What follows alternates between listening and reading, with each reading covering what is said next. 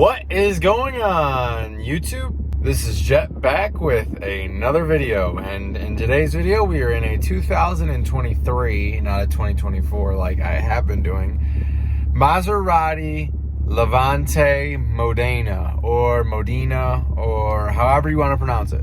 Coming stock with a 6-cylinder twin-turbo 424 horsepower engine.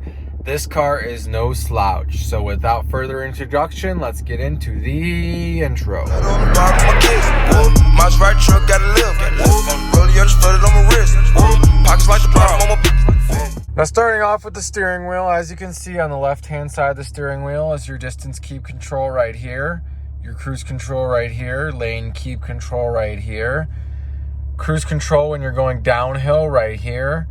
If you click up, that will restore your cruise control. Down will set your cruise control, and it will also make you go slower. Restore will make you go faster, and if you click it down, that will cancel your cruise control. In the middle, obviously, is your beautiful Maserati Trident, and on the right-hand side of the steering wheel, you have your phone call answer button right here, your Siri button right here, your menu back button right here, which will control all your menu settings in here, and then your up and down on your menus right here. So as you can see, I'm scrolling through the menu right there. Taking a look at the dash, as you can see, you have a speedometer right here, a tachometer right here, which are not electronic, but you do have an electronic speedometer right here, as well as a speed limit monitor right here, and then your fuel gauge right here, temperature gauge right here, ride height right here, time right there, range right here, which is absolutely awful. The range on this car, garbage. I know it's a sports car, I'm putting it in quotes, but geez Louise, even with the full tank, it's less than 300 miles. That's horrible.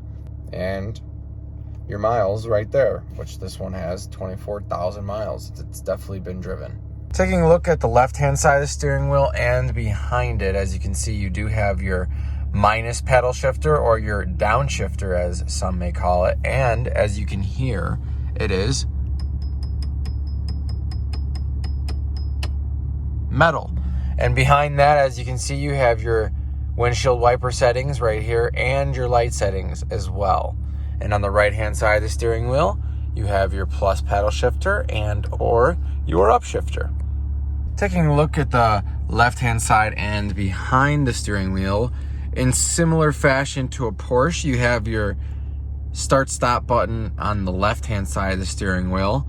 Porsches always have ignition switch on the left side, and then also some more light settings right here, as you can see. And then to the left of that, you could look at your door controls right here.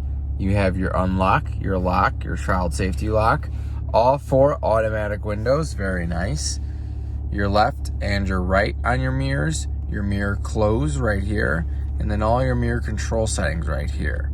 Taking a look at the right-hand side of the steering wheel and behind it, you can see you have a very nice, beautiful touchscreen right here, which if you go home, as you can see, everything works very, very nice. As you can see, I am not sponsoring Mr. Not gonna say his name.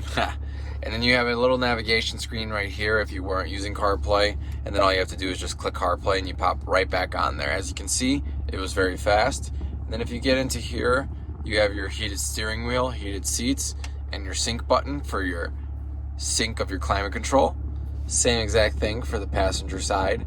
Automatic stop start is off right now. And then if you swipe down, you have some more settings right there.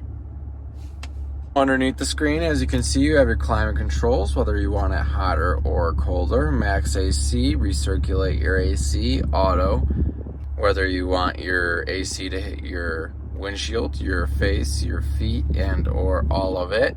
Same thing for your passenger side. The only difference is you have a rear defrost right here, and then the max defrost for your front windshield. Same exact thing for your climate controls. And then this is how you adjust whether you want it to blow slower or faster. Underneath all of that, as you can see, you have a little bit of storage, and it has an SD card slot right there, a USB-A slot right here, and an auxiliary port. Very neat. You don't see that in many 2023 cars, and that's how you close it, just like so. And then moving behind all of that, you can see that you have your gear selector right here, which is equipped with a parking button, reverse, neutral, drive, and it's just as simple as going up, down, or just a little bit up for neutral, and then down and to the left for manual. You have 2 cup holders right here, and if you go inside of the center console, you have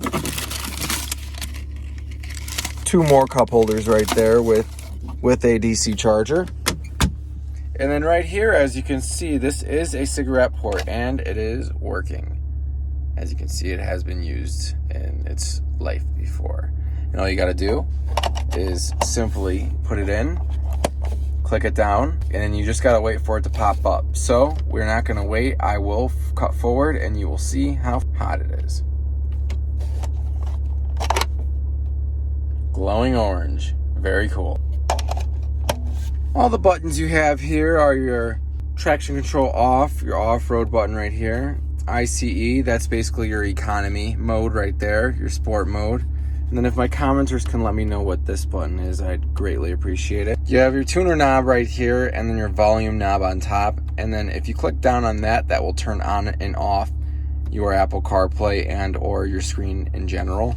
Your parking brake is right here, and your ride height adjustment is right here. That is for your air suspension. The car does automatically move up and down when you're driving it.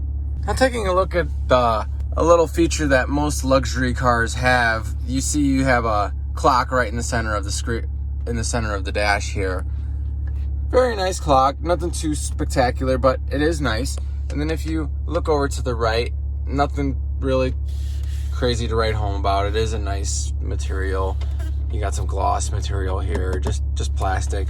And if you open up your glove box, as you can see, a lot of storage, and I mean a lot. Most cars I've been reviewing have tiny glove boxes. This one does not. Lots of storage. They kept you in mind. Taking a look at the headrest, as you can see, you have the Maserati Trident right in the headrest right there. And then if you go to the back seats, as you can see, they're just very, very nice. Full leather, very comfy.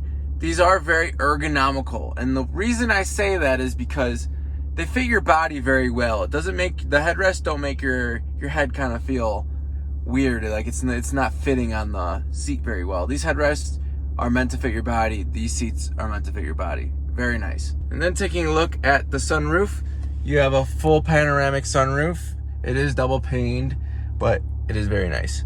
Very big, and it works well. What else can I say? And then to control it, these are all your controls right here. You have your tailgate open control right here, so most people wouldn't think to look up there for your tailgate to open, but that is what it is for. You have 3 buttons for your garages, whether you have 2 separate garages, just 1 garage, or maybe multiple houses with multiple garages. That's what these are for. And then you have full lighting right here, and then if you want all lighting on, you simply would click all of them, and then to clear them all off, you would just click them all off. Very nice, very simple. Now, would I recommend this car? Used, I would recommend this car, but definitely not brand new. These cars MSRP a little bit above $100,000, and for that price, definitely not worth it. But if you can wait a couple of years or even just 1 year, these cars will drastically depreciate, and you could get your hands on a 2023 Maserati for a very fair price. Although these seem to lack the luxury that a Porsche would give you, even Mercedes, Lexus, even though Lexus I feel are kind of subpar on the luxury standards, I do not think that this car is bad, by no means. It serves its purpose, and it sounds incredible. I wouldn't say that there's another car out there in this price range that sounds much better. And although this is a V6, it sounds just incredible. The V8, I couldn't even imagine how good that sounds. It has to sound just awesome. With 424 horsepower, this car is absolutely no slouch whatsoever. It gets you from point A to point B, which is exactly what you want, and it can get you there very quickly, which is a fun thing to do. I have now driven the whole entire Maserati lineup, starting from the Ghibli, the Quattroporte, the Grecale, the Levante. So I guess I haven't driven it all, but I've driven close to it. Now I need to drive the MC20 and the Gran Turismo. And then I can safely say that I have driven the whole entire lineup, and I mean, I really have nothing bad to say about these cars. They're very fun. Although they may not be very reliable, they're very, very fun. And if you like getting attention while you drive, this car is definitely one of those cars that get a lot of looks. People really don't understand what Maserati is.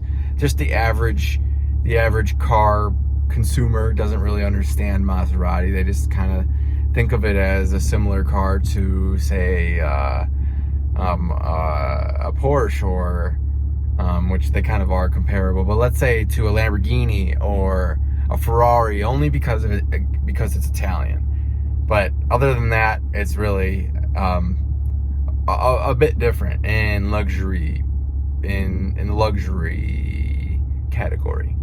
So what else can I really say? This car is absolutely incredible. I thoroughly enjoyed the rental car. If you're new here, please make sure to subscribe. If you're old here and you haven't subscribed yet, make sure you subscribe. Other than that, I really don't have too much else to say besides let me know if you're thinking about buying a Maserati, if you like Maserati. If you hate Maserati, I'd love to hear it in the comment section below. Other than that, I will see you on the next video, and have a great day. And one other thing, please make sure to stay for the end of the video for a hand-selected song by me for you. Lamborghini, I'm lit. Brand new bitch with a stick. 30 shots in the FN. Better not talk. Maserati truck got a kit. Pitchfork on the front, F on the rims. Wax it, just got a lift. Blood on the bottom of my kicks. Pockets like the bottom of my bag. I done spent the dollar on it. Went to Colorado for the piff. Nigga with the hollows and the kick. Pistol in the slot up in the whip. On the bikes that get killed. I don't wanna talk, I'm on the pill.